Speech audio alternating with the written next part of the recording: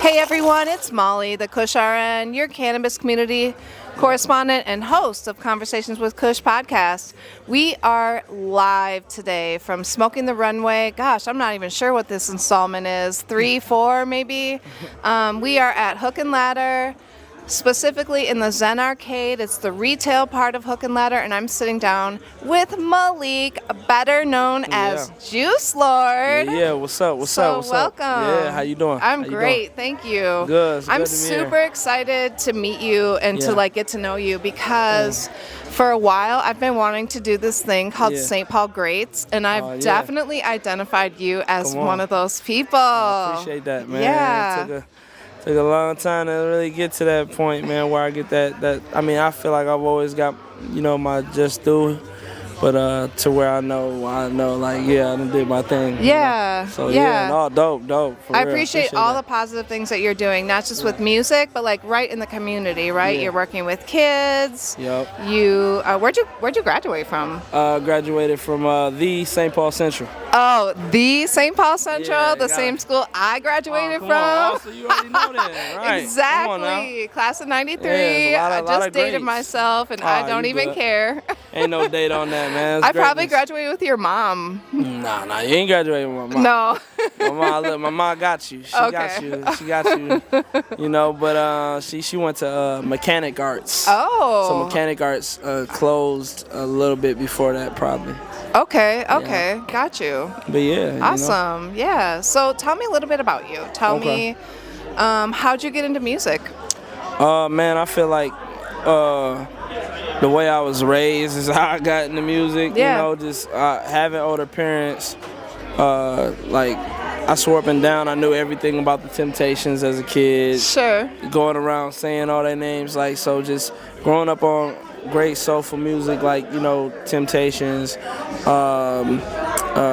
just everything my mom and them played, Michael Jackson, Prince, all these other different greats. And shoot, as I got into music like myself, or seeing people my age, or not my age, actually older than me, like Bow Wow, you know what I'm saying? That was the first like really star that I gravitated to, the Bow Wows, the Romeos, while the girls loved like B2K and just all these other different people. That's my era of music. And then your Lil Waynes. Yeah. And as I got older, just everything gradual on the music tip, but I always thought I was more of an athlete, but everything I did, everything I've done in flashes, I've done over time as I got older, or I do now.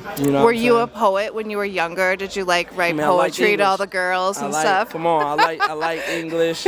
Always was well spoken. Yeah. I definitely used to be in grown folks' business, and I would be right sometimes, and that would cause older people to feel away or be like try to say something to my mom about me being in the mix. But as far as music goes, man, since I can remember, and once I really started to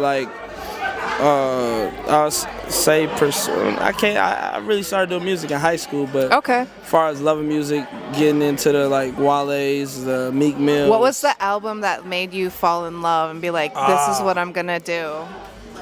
Man, I can't. Well, definitely, it's a few. You know what I mean? You got like your 1999 by Joey Badass is early on. Mm-hmm. You got your Meek Mill Flamers, Dreams and Nightmares mixtapes, and that's what I'm saying. It's a host of them like that. All the lyricists, that Piff, right? That Piff, live mixtape-era of all that. And then as a kid, I threw parties, juke parties at when I was in 4th grade. So I was making CDs then on LimeWire. Nice. Young, so I mean, I remember those days. I probably could have been a DJ for real. I had the whole mixes for my parties when I was in 4th, 5th to 6th grade, 7th grade, 8th grade. So as far as me as an artist, I mean, one of my and mind you, like I said, in flashes, I always did music or loved music, listened to music, or even karaoke as a kid, did that. But the defining moment for me that I always go back to is seeing Jay-Z live here. that's like, after that, boom, getting into the knowledge of history and Nas is like my favorite rapper. Me too. Illmatic was the album that did it for me, man. Oh, that's a and De La Soul too. I really like De La Soul. They're about to drop. I know, 2 weeks. I can't wait. Under Nas's label, yes, all of them. So. I'm so excited. Big salute to Nas. Yeah, that's what's up. No, that's early on. I can ramble, so I'm gonna let you. That's okay. No. You're doing great. Yeah, man. That's a lot of history. How has your music transformed for you, and like what's been your most like proudest moment in that? I mean, were you ever shy? Was it hard to like perform live? I mean, you have those moments where maybe you're not as prepared, and then you're like just overthinking in your head. Sure. But for the most part, it's what you do and it's what you love. So you try to find a way to adjust. But I say like my proudest. I've had a lot of proudest good moments and highlights, but going on tour with Prof, selling out First Ave for the first time in 2023, and then went on tour. That's the biggest year by far. As a recent just honoring my mom and naming the project out there. That's dope, and just everything else. Everything has played its part for me to still pursue this thing.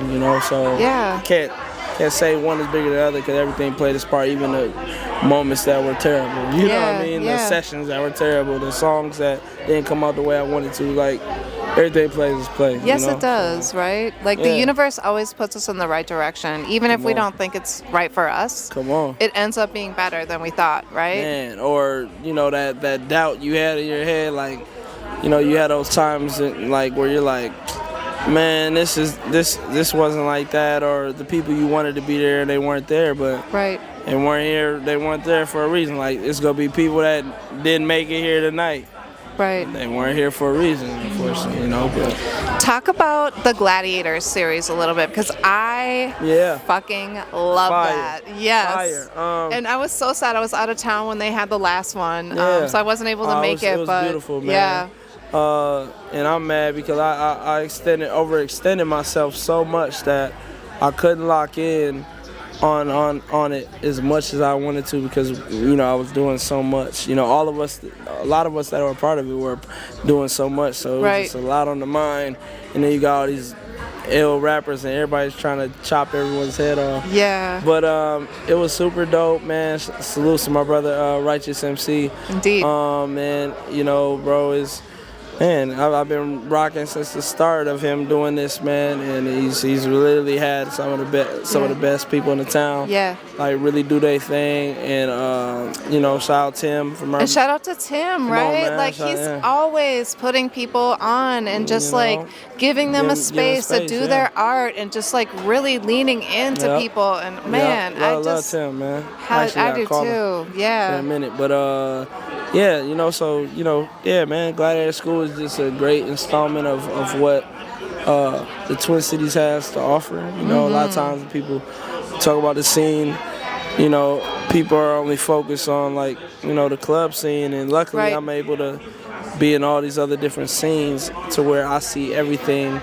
I see the great, I see the bad, I see everybody in their own space and all that, but everybody also doesn't like this is crazy. This doesn't get highlighted the way it should. You know what I mean, from outside. But that's because if you don't move around enough, you won't know what's going on. You won't know about a Samambo world. You won't know about fashion show going on where it's about to snow. What I love about this is that it's beautiful, man. Yeah, it is beautiful. From what I see so far. Right. And what I really love about it is that it blends all these different aspects of music and fashion and, people doing their art that's, maybe not part of the show, but they're vending and, it's a beautiful way for people to come together and be able to express themselves. Indeed. And that this one's related to cannabis, but even if we take cannabis away from that, I love, I get very tuned in and tapped into this type of energy. Come on. So as you should. As I do with music too. So Come on, man. I got a question for you. Yeah, what's up?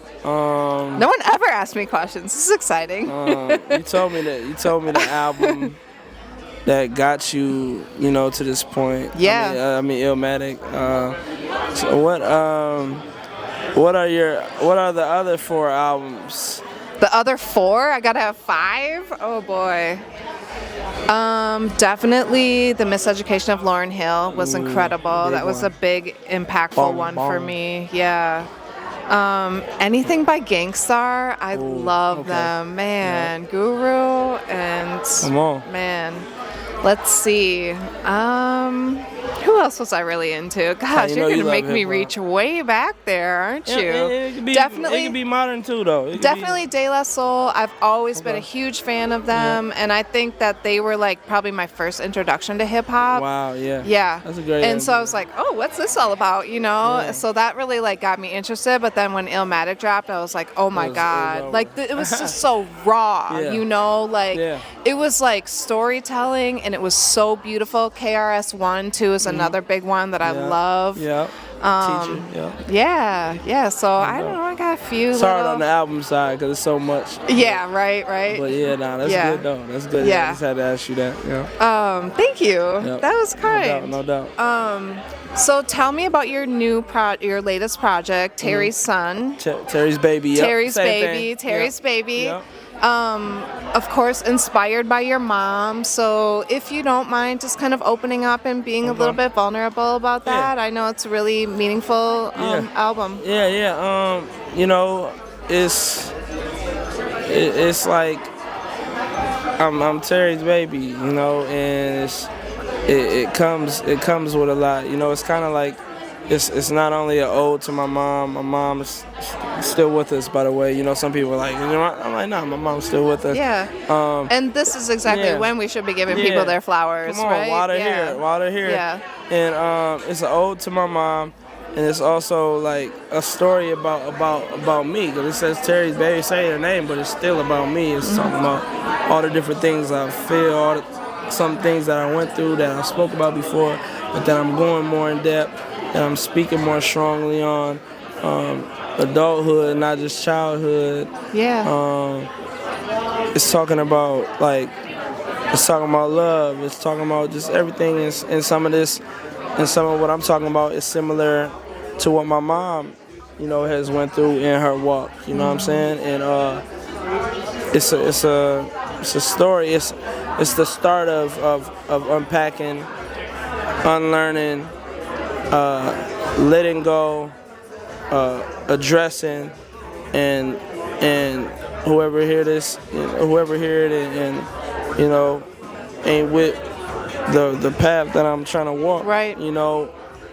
It's like kind of like I pushing them, say, let God sort them out. It's one of them things too, as well. Was it difficult to make? I think I perceive that when artists make albums, they, there's a theme, and they might have they're working things out, right? Like they're either something that's on their heart or their mind, or something that they're going through in life. Was this a tough one, or was this a little bit easier? And is it it was tough because I was working on 2 projects at one time, and the other project I was working on was, I would say, a little bit more personal, a little bit more serious, but this Terry's Baby still came out some part serious too. The soulful stuff, it kind of helps melt or blend in with the serious shit that I'm saying. Yeah. But so that was more harder because it wasn't just the music that I was working on. It was a lot of inner work. It was a lot of reading. It was a lot of journaling. And I kind of had to audible that because what I was trying to do took more than I thought it would. Okay. So I had to audible, and I already was trying to drop a project on my mom's birthday, which is July 7th. Yeah. And we just, we spent, we just, it was all right, let's do this since this music is already done. Yeah. I could come back to that, next year. What did your mom say about it? Oh, she loves it, man. I had a listening party, man. Nice. It was so dope. Did she cry? Yeah, she did. She spoke at the release show. Yeah. After listening to, we celebrated after for the listen and the release show. Just had a good time, man. And it was like, we didn't do the big much for her birthday, so this is also like a birthday. That's what's up. Birthday for you too, you know. Yeah. So, it was dope, you know. That's awesome. Yeah, great job. Great Fire. work. I'm so proud of you, and like you. so proud that you come from my city. Come and on. like, yes. Come on, 650 You are putting us on. Where are you from in St. Paul? East side. That part. Love. East side. I used to like say it with shame, but now I'm like, yep, east side. Nah, man. So it's good. A lot of great people on the east side. There is man. a lot of great people that on do the their east thing. side. Heck yeah. And, you know, so, you know. Yeah. I think when I was growing up, it was kind of like stigma, you know, to be from the east side. Like people try to look down on you or whatever. And it's like, you know. I think it's both. I think it's a well, a lot of people's family come from like the other side, or they're from out of town too sometimes. Yeah. But I think, you know, I think it's like that with St. Paul, Minneapolis too. It's just, you know, it's all pride. Yes, it is. That's all that is. Yeah. East side pride. You know, Right. Pride. State and go even states. I'm from Chicago. Like people love Chicago. I'm from this place, like, you know, so that's all that is. That's all it is. To claim something, man, and be attached to something, because it's the place, the foundation, and all that that made you that. You know what I mean? So I grew up on the east side a little bit here and there too. So Yeah. all love. Yeah. Like I said, I didn't really like it until I got older, and I lived on Earl. And like Bush and Earl, like right there. Right in the heat, yeah, and so once I was like, yeah, I can the survive east side is this. so big too. Yeah. It's like the east side is like its own world, because it's like you got so many different cultures. Yes. In like one like big old section, like you go, you got, you know, Pain Arcade, you got all of that. That's like kind of feels like the heart of the inner city and all that, and then you got like close to White Bear, and you got different places on the east side that's just like, you're like, damn, we on the east side still. Yeah, you it know has what I mean? changed so much over there too. It's crazy because I was over there the other day, and I was coming from somewhere, and it was early in the morning, and like I turned down my street because I don't live there anymore. Right. I turned on my street and I was like, oh my God, what am I doing? It was such muscle memory. Nostalgia. But yeah. So yeah, no, it's a lot of St. Paul though, man. So let's pivot a little bit. Okay, Tell me about your work that you do with kids, because I'm really interested in this. For me, you know, I, you know, pandemic, I started coaching at the Y after my friend passed away. I started coaching at the Y, and it was a part of the healing process, and I was coaching basketball. Coaching basketball? Yeah, coaching basketball and football, and also later on, 2020, I started doing box lunches and milks. So we were delivering all these boxes out and lunches, milks, or whatever to different houses, to all the kids that aren't at school clearly, and all over St. Paul. Okay. And I'm sure they was doing it in other parts with public schools and everything as well. But that's what started that, and then I ended up top of 21. Actually, I didn't know like doing this would lead me to being in the cafeteria as a lunch man, lunch guy, lunch lady. You know, with the hair and that lunch dude. Yeah, so I was doing that, and it led me to that, and man, I just, you know, it gave me more. I gained more respect for the chefs and service work, right? My grandma was a lunch lady. Yeah. And the work they put in to make sure kids are fed. Yeah. And, you know, I remember as a kid, I would, you know, I'd be like, man, you eating that food, ain't you? But it's a lot of kids, like when they leave their meals might not be pleasant. Right. They might not be able to eat. It might not. all. It might be the only one, right? You know, and so it's stuff like that I learned. You never know what kids is going through when they go home. Yeah. And so I always, you know, I started doing rock, paper, scissors with the kids and all that. Like when I'm in and then some of the kids are seeing the shoes I wear, because like whatever teachers wore, I looked, and I had teachers that wore nice ass shoes. So my parents always made sure I had nice shoes. So that's something. And then even on my break, I would go out there and hoop with them. So then they're seeing I'm fast. They're seeing I can hoop, play football, all that. So they're like, yeah, this dude is cool. You know what I'm saying? So they're just rocking with me, man. And I was at Highland Elementary at the time. Okay. And my kids went there for a little bit. It's so dope. And then basically I stopped. Got back to the music more, and because I was doing that, coaching, working on my Spread Love album, and just dealing with different things at the school and in real life, like took a loss in the family, 2020, that was real big. So I'm dealing with all these different things, creating the album, playing at a release show at Urban Lights, and just all these other different things and different emotions at once. And I quit the job that gave me more money, but yeah. And so I ended back up after tour. I had an extreme high, but then extreme low, where it's like, damn, even that wasn't enough. Right. And then I got back working in the school with Beacons. You know what nice. I mean? What is Beacons? Beacons, Beacon of Light. Beacons is like Minneapolis. I think it originated in Minneapolis. Okay. It's through the YMCA. Okay. And it's an after-school program where we teach curriculum-based learning. We support the school that wherever we're at, whether it's summer school or through the year. Okay. And yeah, man. So it's basically like helping kids with homework. And also teaching them enrichment, different things. So Sure. people have curriculum based on different things. We have sometimes we have partners where they might be learning how to cook or make different stuff. Take them on field trips. Are you teaching them how to do music? I haven't did that because it's like I'm still really actively doing it. Sure. And I know the commitment that takes. The same reason why I stopped coaching basketball and football, because you got to really be there. Yeah. I mean? And it's a lot, so. People need support through that process, and that's right? why some of my coaches are still coaching to this day. Because it's something that they've really took their time with. And I'm trying to really do something different on another level. So I don't even want to, I don't know, but we definitely implement it in the stuff that I've done. I did like a clothing line curriculum that was dope, and had my friends come through that are active designers and kind of like help mentor, and it was cool. Nice. We need to get them out here at the next show. Come on, that'll be hard. Man.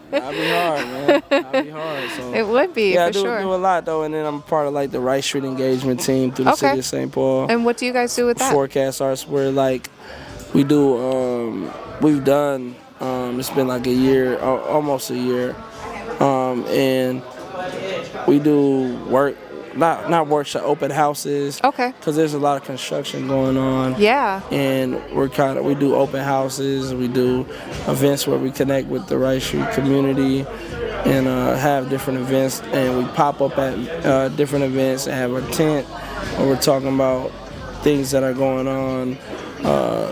Getting them hip to what's going on on Rice, like far development and everything. So you're all over the city, from Highland to North End to Selby side, right? That's where you're from? Everywhere. I'm from like Rondo, so like Rondo. Like a little bit everywhere. You know what I'm saying? So, nice. Yeah. What's been the most rewarding part about working with kids for you? Purpose. You know what I mean? Like just paying it forward. Yeah. That's been in seeing the results and seeing kids, years later and see that they're doing a thing and prospering, Awesome. I think that's the most how can people get more involved in the programs that you're doing if they want to give back to the community? Man, just do it. Salute to Nike. I hope you're listening to sponsor. Man, just do it, man. Get involved, get in the mix, and take your ego out of it. And if you got influence, if you got connections, use your connections, For man. sure. Try your best to use your connections, because it's kids that need that. Yes, They shouldn't always come off as a charity, and it's like, these kids deserve these resources, these kids deserve these looks, these opportunities, so then they could dream different, you know what I mean? Yeah, right. So, yeah, that's that for real, Yeah. you know what I mean? So, yeah. I was really, I was at a family event yesterday, and I was just really reflecting on like the things that I did as a young woman, raising kids, and just seeing like the product of like my nieces and nephews and my kids, and like how well they're doing, and I'm just always like, thank God. Yeah. Thank God I didn't screw it up. Come on, man. Yeah. But like they're going to college and they've got these great jobs, and like I'm so proud of them. And I think every kid needs that encouragement. Everybody. Yeah. Everybody deserves it. Yeah, for sure. So so let's shift into what you're wearing, because you are actually wearing one of the designers that didn't do this show, but is a vendor here. Yeah. But did the previous show that we had a few months back. So Adrian from the Low End. Tell me what you really love about Adrian's clothes. Man, I done wore this jacket to the ground. I love it. It's like my favorite jacket, man. The Low End, like, just his different palette, different taste and material. Yeah. Just, man, this print is legendary, iconic. Right. And I hope the world sees this shit. Me too. Cause he's crazy. When you see the Low End, shit, this is crazy. When you see the Low End, I think there's like a definite distinction. You'd be like, oh, that's that guy. That's Adrian. And people be thinking I am Adrian. That'd be the funniest. That'd be funny. We favorite. I don't know if I'd make that stretch. You guys don't look that much alike. You gotta see us side by side. It's hilarious. Yeah, man, like, I don't know, man, it's just dope shit, and, I like to support local people, too, like then, Super Kush, always... that's all I've been wearing, and I have a clothing line brand. Yeah. What's it called? Heal Love. Okay. Make sure you Heal Love, Laura Season, and right now I'm rocking my cousin's brand, Love is War. Awesome. I wore this shit to the ground, too. Yeah, shout that out. Because, yeah, man, it's just... We got to give back to the people that we love, right? Yeah. Especially, first and foremost, like, people are struggling out here, and we got to support our own communities first, I feel like, people forget that. They're just doing that, they're not going to make it. It's like, don't have a bad attitude, like, support people, We got to, man. Yeah. So last but not least, we did talk a little bit earlier today about cannabis. Okay, bet. Yes. Yeah, let's do it. Since we are at a cannabis-inspired event, so tell me about your experience, because I want to dive into it a little bit more. Okay. You told me, which I think this is really beautiful, that you don't smoke on camera, or you don't, try to be out really forward about using cannabis, and that you're not a big consumer. Yeah, no. And part of that is because you want to set a good role model for the kids, which I think is very valiant. I mean, man, parents be doing all kinds of stuff. Right? It ain't the cannabis fault at all. Yeah. It's just with me, I don't know, man. I like to be focused, when them cameras is on, and I like to keep my mind sharp, but what I could say is, when I think of cannabis and what it does for people with health reasons, it's like all the things that they put on cannabis, but they don't put that same stigma or that same thing on alcohol or all these other drugs that literally will kill you. Tear people's whole life apart. So I don't know, with cannabis, man, when I think of cannabis, I think of hip hop. It's one and the same. I think of reggae, I think of like just a lot of the legends that have pushed it and have done good with it. And now, and also all the people, man, that went to jail for exactly. It's crazy, and it's like now they're legally, making a lot of money off it. And it's crazy. Restorative justice definitely needs to be a huge part of the conversation, as does BIPOC people being able to reach back to their ancestral medicine, right? And not being stigmatized for it. So those are two big things that I really want to get out to people, that, you need to... shit off it because it's not. It wasn't negative when the hippies was smoking. Exactly. It's negative when we smoke it. So right. Yeah, no, man. I rock with cannabis, man. I'd rather rock with cannabis than nicotine. Yeah. Cigarettes Well, and all one that. thing that I want to encourage people, and I know a lot of people that maybe feel the same way you do about Yeah. cannabis, is like I have a really different take on cannabis, and I see cannabis as medicine. Yeah. And I just really want for people to know that there's a lot of different forms of cannabis that you can use that won't cause you to feel high, and that might wow. actually cause you to be more focused. Okay. So just like keep an open Yeah, mind. and I heard about that part about it too. But I'm just Yeah. saying, like, when I'm on camera, but I know about that part that you're referring to. Yeah. As well, you know what I'm saying? So.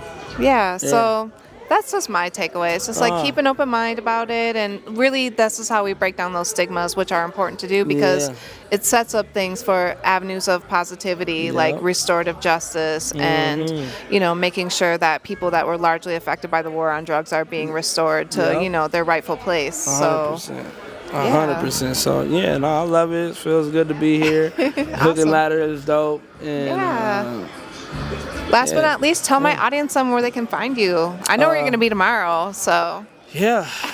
Tired as hell. Man, you could find me at Instagram at Hammer Time Juice. Juice Lord on streaming platforms. I got my album, Terry's Baby, out right now. How many albums do you have in total? 6. Okay. I got 5 for 5, 6 for 6. Spread Love, Don't Be Stupid with Ace P. A Fit In, and this is Terry's Baby. Hey, there it is. So, yeah. You know what I mean? So, yeah, man. And what audio platforms can people listen to you on? Because I want to make sure we get that across. You want to buy the album, you could buy it on even.biz. It's a direct to artist platform where you buy the art, you support the artist, and in return, you know, you get behind the scenes content. I love that. We get data, and so when we throw our shows, wherever we throw them, you get the first dibs on that information as well. So even.biz, if you want to buy the album, this is my first time doing it. And then Juice Lord on all the other platforms, you know, you'll find it. So any upcoming shows for you? I'm hosting my brother Louis Blaze show. Tomorrow, his birthday show and release show. And then from there, man, I'm just probably planning top for 2026 and trying to fade out the year strong. Probably throw an event or something, a cool event, shoot some music videos, and go from there. I love it. Yeah. I can't wait to see. I can't wait to see. I've been a fan for a while now. So more like fam, man. Yeah, for sure. I think I saw you actually first perform at Urban Lights. Oh wow. Yeah. Okay. So been rocking with you for a minute. Come on, we here. And shout out Molly, man. We here, man. Let's do it. So anyway, thank you for coming, and I really appreciate you sitting down with me today and just being vulnerable and open, letting us know about who you are and what you do, because I think you're really awesome, and I appreciate what you're doing. You're definitely one of the St. Paul greats. Come on, man. We here. Let's do it, man. Shout out Minneapolis, St. Paul, everywhere in Minnesota. We here, man. Awesome.